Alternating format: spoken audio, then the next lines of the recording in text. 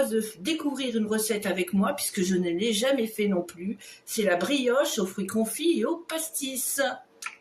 C'est une recette région Rhône-Alpes, Auvergne, plus Rhône-Alpes qu'Auvergne, je pense. Je la situe un peu comme ça. Et pour faire cette délicieuse brioche, il va nous falloir 350 g de farine, dont on va mettre à part 100 g pour faire notre levain.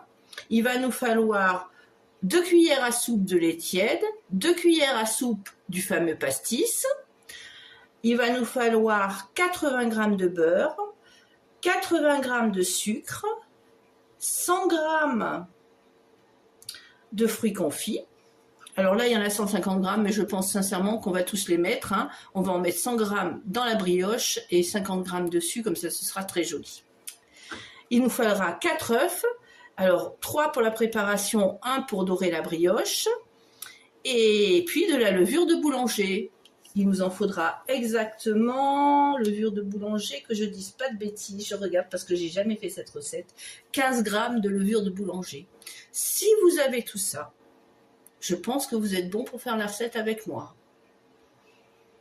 On va voir si cette brioche est délicieuse. Allez, on se retrouve. Alors, on se retrouve pour la suite de la recette, et pour cela, il faut délayer les 2 cuillères de lait tiède avec la levure. Donc, on va faire comme ça. On va venir ajouter notre petit lait et notre petite levure, et puis on va mélanger. Voilà, un petit peu comme ça. Voilà. Voilà.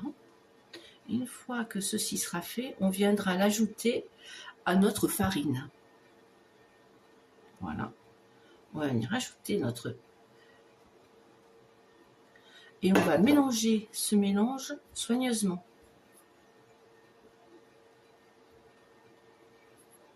Je pense que ça fait un espèce de pâton. Je vais le faire à la main, je pense que ça ira très bien. Ça me fait beaucoup, non?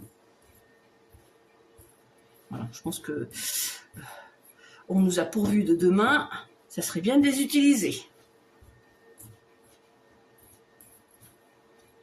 Je sais pas. Voilà. Ça me semble bien sec.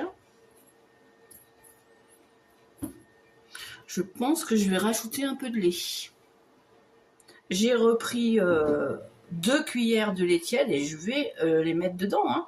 Parce que pour moi, ça va pas du tout. Moi, je fais du levain en général pour mes pizzas.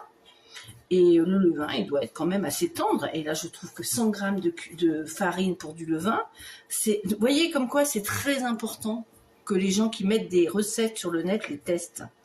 Parce que vous voyez, là, j'ai pris une recette qui m'a semblé très très bien. Et je m'aperçois au fur et à mesure que je suis en train de la faire qu'il y a beaucoup de choses qui ne vont pas. Donc, je vais remettre à nouveau du lait. Je pense que c'est pas 4, c'est peut-être bien 6 à 8 cuillères de lait tiède qu'il nous faudrait. Je vous retrouve comment, quand je vous propose une recette, d'abord je la teste. Donc là, on se rend compte que 100 g de farine pour combien elle a mis de levure là? Combien il y a de levure? Il y a 15 g de levure de boulanger.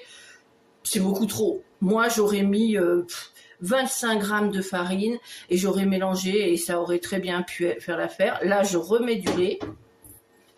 Non, parce que moi, je vois ce que c'est qu'un pâton de levain. Les gens qui ne voient pas ce que c'est qu'un pâton de levain, ils se disent ah ben, ça doit marcher comme ça. Non, non. Donc là, vous voyez, on est déjà dans une erreur fondamentale sur le levain. Voilà, le levain doit avoir un peu cette consistance de pâte un peu, enfin pour moi, alors je suis pas spécialiste, je suis pas boulanger, mais moi quand je fais du levain pour, si je veux faire des pâtes levées, genre pizza, etc., j'en fais pas en général, mais si je voulais en faire, je pense qu'elles auraient cette consistance-là. Parce que moi, c'est celle-là que j'en fais sans en faire du levain. Je fais pas comme ça du tout, quoi. Là, c'est vraiment se compliquer la tâche. Je sais pas. Bon, on va laisser ça dans un coin et puis on va laisser lever. Donc déjà, on a une erreur au niveau du commencement de la recette. Donc, ça nous promet des choses assez incroyables. On se retrouve, les oiseaux. Là, vous allez prendre votre farine, on va la mettre dans dans notre robot, ou si vous n'avez pas de robot, vous le faites à la main. Là, c'est que je veux tester un peu, je viens de l'acheter, donc je veux le tester un tout petit peu, mais voilà. Ils nous disent de rajouter les 3 jaunes, ok. De rajouter la pincée de sel, ok, voilà. C'est un peu aggloméré, donc c'était un peu humide, voilà. Et qu'est-ce qui nous manque? On mélanger le reste de farine, les 3 œufs, le pastis, hop là, le sel,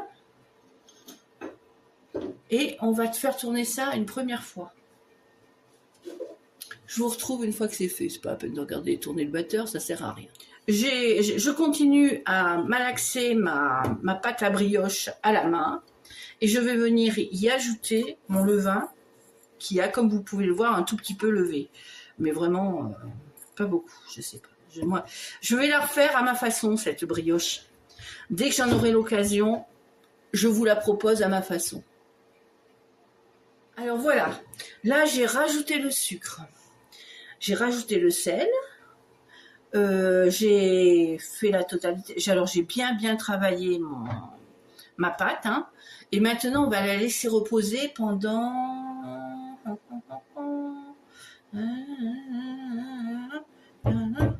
dans un endroit tiède jusqu'à ce qu'elle ait doublé de volume. Alors il n'y a pas non plus de durée. Donc si elle arrive à doubler de volume, on ira la chercher. Sinon on ira la chercher aussi. Hein. De toute façon on va pas y coucher. Hein. Et je vous propose de continuer. Mais ça ne veut pas dire qu'elle va être mauvaise. Hein. Ça veut dire que l'enchaînement des préparations est complètement incohérente. Après, bon, ça peut être très bon. On va voir. Les petits bonheurs, on tient quelque chose, elle a bien doublé. Elle a bien doublé de volume. Maintenant, il faudrait que... Maintenant, il faut incorporer les fruits confits.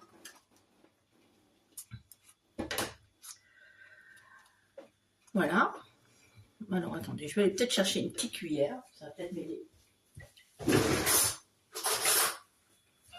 Tiens. Il faut incorporer les fruits confits. Voilà, très bien. On va en garder un petit peu pour mettre dessus. Alors, fruits confits, oui, non. Alors, on va les incorporer comme il faut. Là aussi, je fais pas pareil. Moi, en principe, je mets mes fruits confits dans la farine pour éviter qu'ils retombent. Mais bon, moi, je suis la recette, hein, pour l'instant, hein, presque à l'aveugle, sauf le lait que j'ai rajouté. Hein. Une fois qu'on aura fait cette préparation, là, qu'on aura mélangé nos fruits confits, ce qu'on va faire, c'est qu'on va aller le mettre dans un moule à manquer ou dans un moule à cake. Moi, j'ai choisi un moule à cake que j'ai bien beurré.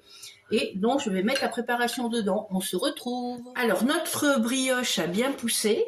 On va pouvoir venir rajouter... Alors, je vais chercher une petite cuillère à nouveau. On va pouvoir venir rajouter nos petits fruits confits dessus. Voilà, voilà. Tiens, on va même pouvoir mettre des petits...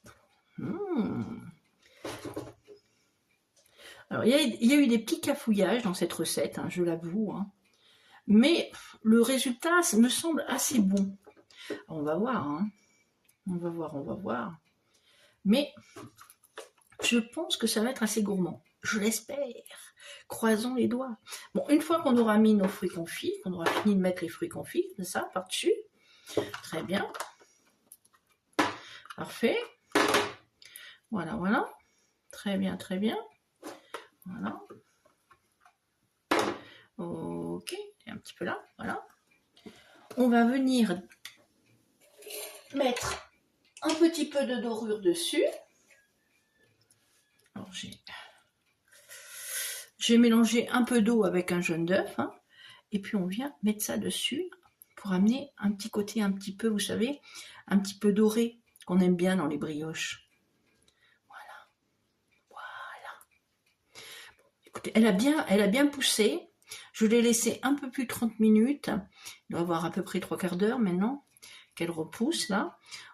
Là, à partir de 20 minutes à peu près de poussée, vous pouvez mettre votre four en route à 180 pour le préchauffer au moins 10 minutes. Et puis maintenant, elle n'a plus qu'à aller voir le four. Et on va la laisser exactement à 180 degrés pendant 30 minutes. Allez, croisons les doigts. On va y arriver. Est sortie du four. Elle n'a pas gonflé énormément. Elle a même un petit trou là. Je sais pas si vous le voyez. Ça veut pas dire que ça va être mauvais. Hein. Ça veut dire que c'est pas l'idée que je m'en faisais, c'est tout. Donc on va continuer à expérimenter. On va la laisser refroidir et on verra ce que ça donne quand c'est froid. C'est pas si mal que ça. Regardez. Alors, je sais pas si vous voyez bien. Il a bien. Bon, il est beau, c'est une belle petite brioche, elle est artisanale, hein. Il y a des petits fruits confits qui ont l'air très bons. Je vous la montrerai davantage quand on va la couper pour voir l'intérieur, hein. Mais bon, elle a sa petite figure de brioche artisanale. Je pensais qu'elle allait être pire que ça. Et là, pour l'instant, moi, elle me plaît bien. Alors, peut-être que les ingrédients sont bien, mais je pense que ce qui pêche, en fin de compte, c'est vraiment le levain. Le levain, il y a quelque chose qui ne va pas. Mais sinon, le reste des proportions est plutôt pas mal. Donc, on va la goûter ensemble. Allez, les petits bonheurs, c'est le moment que je préfère, en général, hein, il n'y a pas de doute. On va y aller gaiement. Voyons voir cette petite brioche. Eh bien, écoutez, elle est pas si laide que ça. Elle a l'air bien douce, bien.